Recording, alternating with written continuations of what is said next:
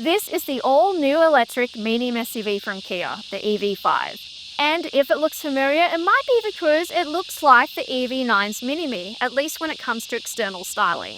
This week, we're family testing how it handles family hauling and comfort, so stay watching to see what we've discovered. There are 3 variants for the EV5, and the earth-on test here for this review is the mid-spec grade. Its price point positions it as the most affordable compared to its rivals, and that's pretty big considering that it competes against the Tesla Model Y long range, which has long dominated when it comes to value. The Earth enjoys synthetic leather upholstery, wireless Apple CarPlay and Android Auto, satellite navigation, a powered driver's seat, as well as heated front seats. You also get vehicle-to-load capabilities in this, but the full specs are in my detailed written review at carsguide.com.au if you need more info. To me, this really looks like the EV9's Mini-Me, and it's a little bit too boxy for me to call it gorgeous, but it is very pleasant with its balanced dimensions, sleek LED lights, and cool 19-inch alloys. The Earth has 2 colorways available for the cabin, black or this nougat beige color of our test model.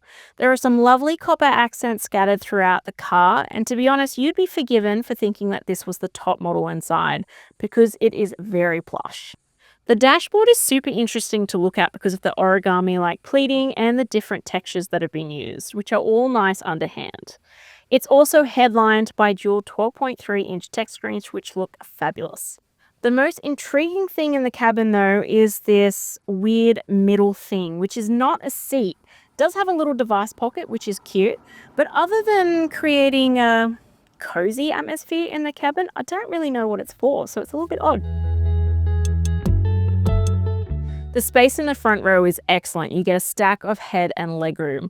The seats are really comfy. The driver's side is powered with additional lumbar support, but both front seats get a heat function. Having this middle non-seat does mean that you miss out on the traditional middle console storage, but you still get a tray, the usual drink bottle holders, and a bag hook. There's also a little shelf underneath this tray that would be suitable for a small handbag, but the storage isn't as clever as some of its peers up front. The charging options are good with 2 USB-C ports, a 12-volt socket, but you do miss out on a wireless charging pad at this grade level. The touchscreen multimedia system is pretty easy to use once you spend some time with it.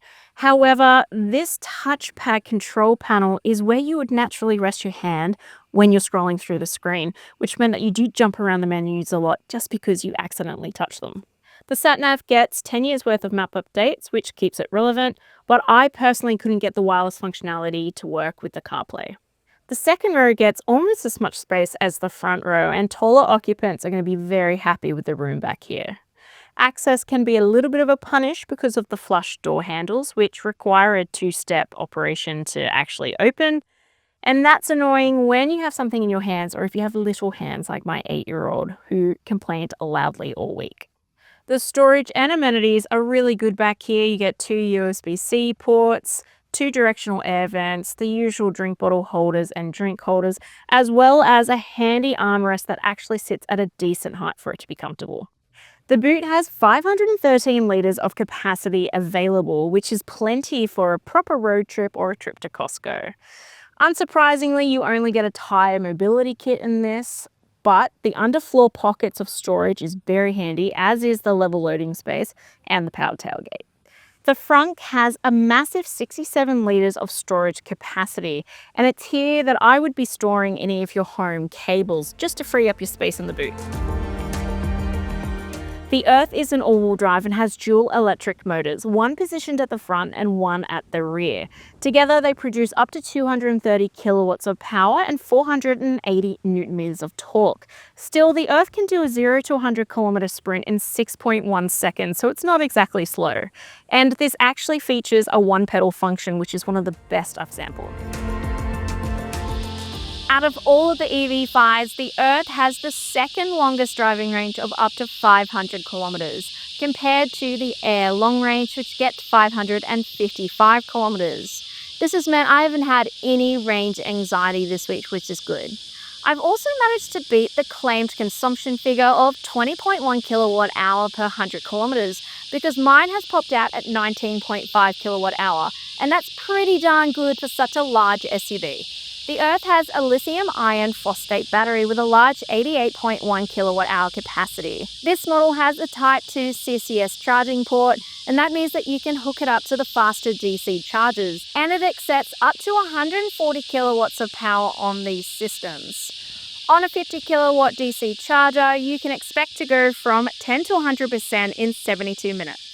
The Earth has vehicle-to-load capabilities, and you can charge larger appliances via the 240-volt plug port that's in the back.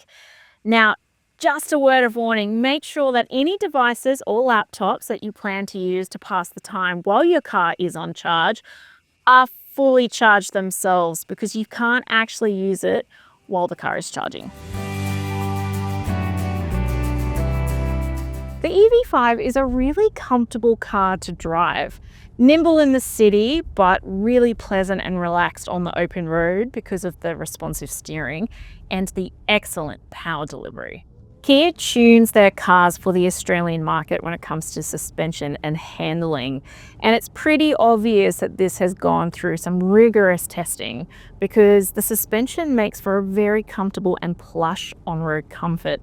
However, at times it can feel a little bit too much like it's floating across the road, particularly in cornering, mainly because you get quite a lot of roll on this. Cabin noise is all but nil, even when you're on the highway, which is really good. So cabin refinement is up there. Visibility is also really good because of the wide windows.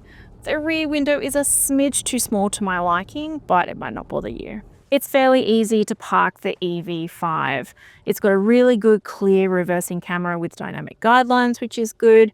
However, it can be sometimes hard to gauge the dimensions of the car. And this is where the top model's 360-degree view camera system would have been really good for this SUV. The EV5 is so new it hasn't been tested with ANCAP yet and is thus unrated, but it does have 7 airbags, including a front center airbag, as well as some biggies like rear cross traffic alert, rear occupant alert, and safe exit assist. Some of the safety systems are annoyingly intrusive for daily driving, like the traffic sign recognition, driver monitoring, and the lane keeping aid, the last one making the on-road experience a little bit too jerky for my liking. This car also gets 2 ISOFIX child seat mounts and 3 top tether anchor points. If your child seats aren't too big, you should be able to fit 3 side by side, but 2 are definitely going to fit best. But the full safety specs are in my detailed written review at carsguide.com.au if you need more info. The EV5 is offered with a 7-year unlimited kilometer warranty, which is good for the class. But the battery is also covered by a 7-year warranty, and it's more common to see an 8-year term for an EV. You can pre-purchase a 3, 5, or 7-year servicing program, and the 7-year program costs a flat $2,431, which is competitive, but the servicing intervals are a little bit of a punish for an EV at every 12 months or 15,000 kilometers, whichever occurs first. The Kia EV5 offers great power delivery, but it has proven itself to be pretty efficient this week. It's not as large as its EV9 sibling, but will comfortably fit a family of 5, and the cabin is downright plush inside. There are a couple of niggly items, but nothing that's a true deterrent, and that's why it gets the score that's on your screen now. If you're after more details, check out the full review at carsguide.com.au. I'll see you next week.